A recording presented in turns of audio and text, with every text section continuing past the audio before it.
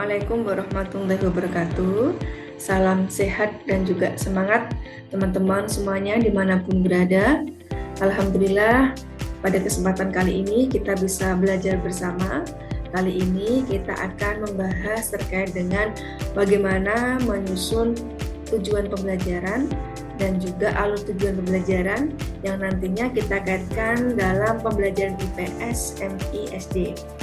Nah, teman-teman, di sini perlu kita pahami bahwa tujuan pembelajaran menjadi hal yang penting ya, yang perlu kita rumuskan sebelum kita melaksanakan sebuah kegiatan pembelajaran.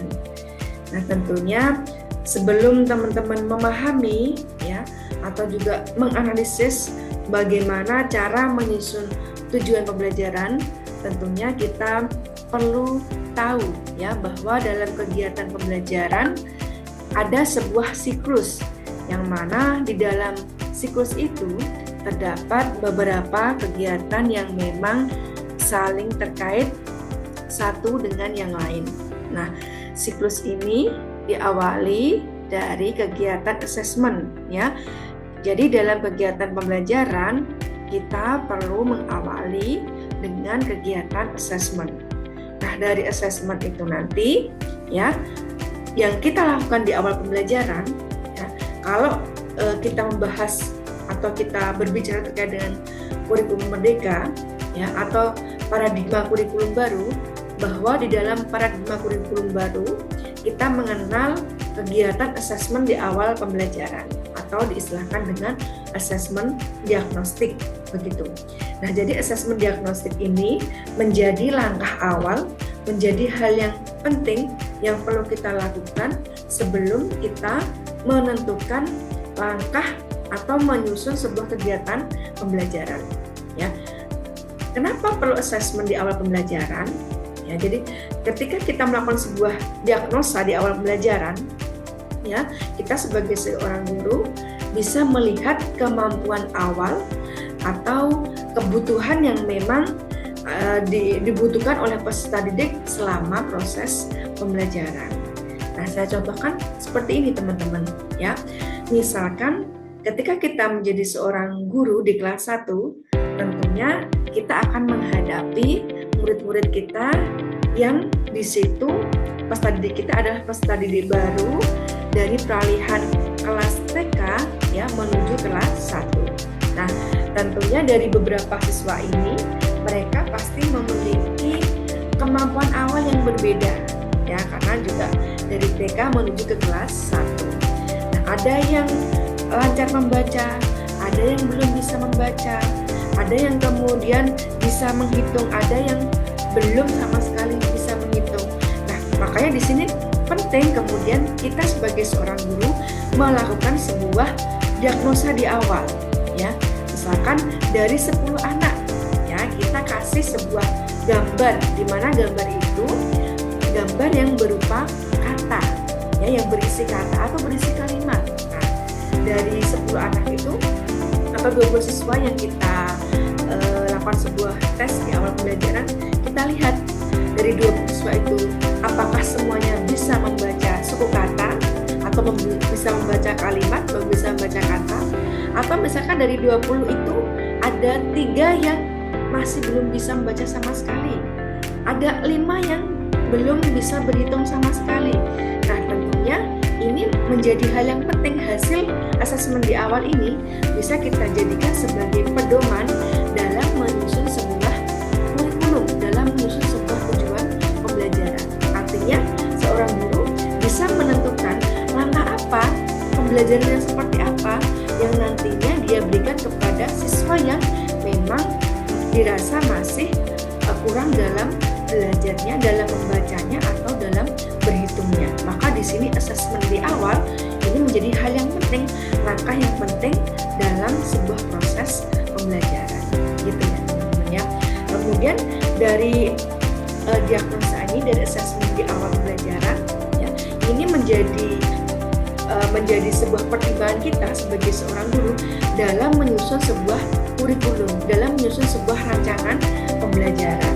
Nah, jadi ini saling terkait ya. Jadi hasil asesmen ini nanti kita gunakan dalam menyusun sebuah tujuan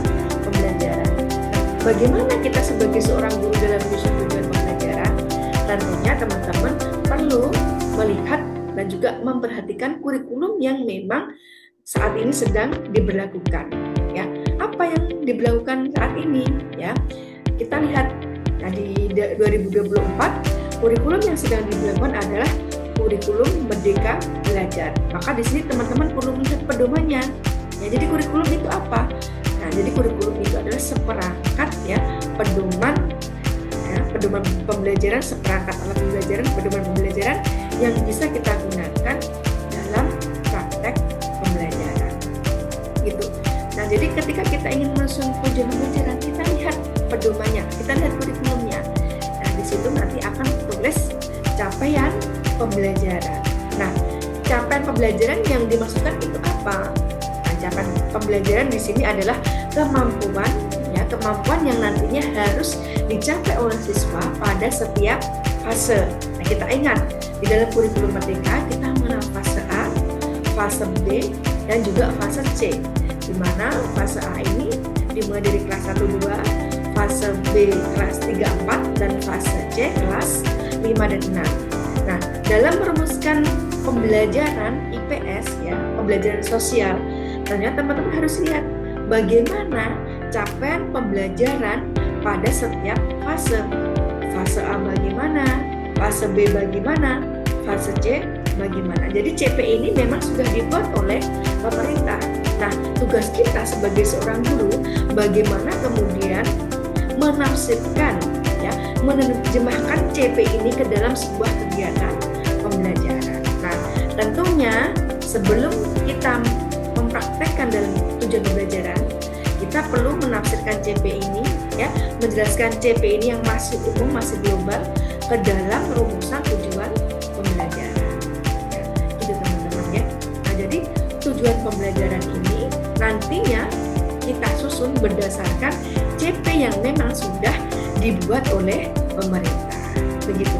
Nah, dengan tujuan pembelajaran yang sudah kita susun, ya, kita nantinya akan mudah dalam melakukan sebuah kegiatan pembelajaran. Nah, jadi tujuan pembelajaran ini kita jadikan sebagai pedoman ya dalam merumuskan materi, kemudian dalam merumuskan perancang media pembelajaran, merumuskan model pembelajaran ya, sampai kepada bagaimana kita menyusun sebuah instrumen atau juga asesmen pembelajaran. Nah, ini pentingnya kita mengetahui tujuan pembelajaran.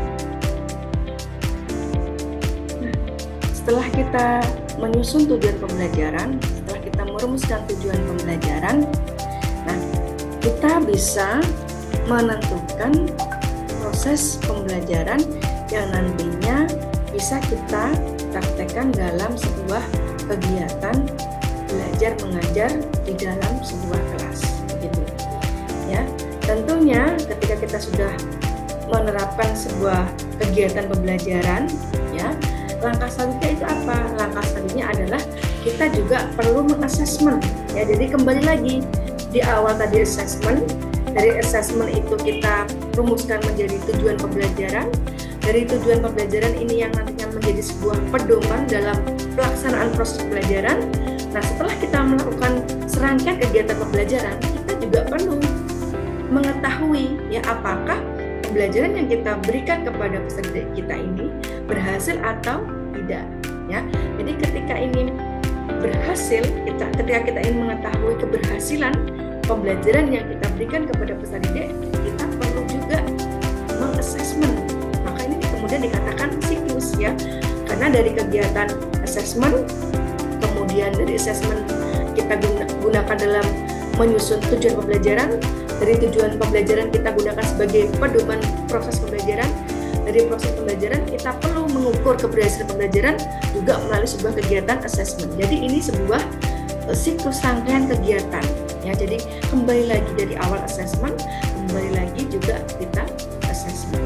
Nah, jadi ini yang perlu teman-teman pahami ya. Jadi penting ya kita mengetahui langkah-langkah apa saja yang perlu kita lakukan ya dalam sebuah kegiatan pembelajaran. Oke, saya rasa cukup ini yang bisa Ibu sampaikan.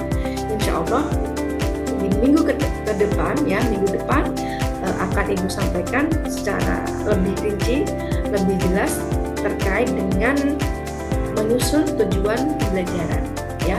Bagaimana caranya ya, bagaimana menyusun tujuan pembelajaran itu dengan baik, dengan jelas, sehingga bisa memudahkan seorang guru dalam merancang sebuah kegiatan pembelajaran. Terima kasih atas partisipasinya, semoga bermanfaat. Wassalamualaikum warahmatullahi wabarakatuh. Salam semangat selalu, sampai jumpa.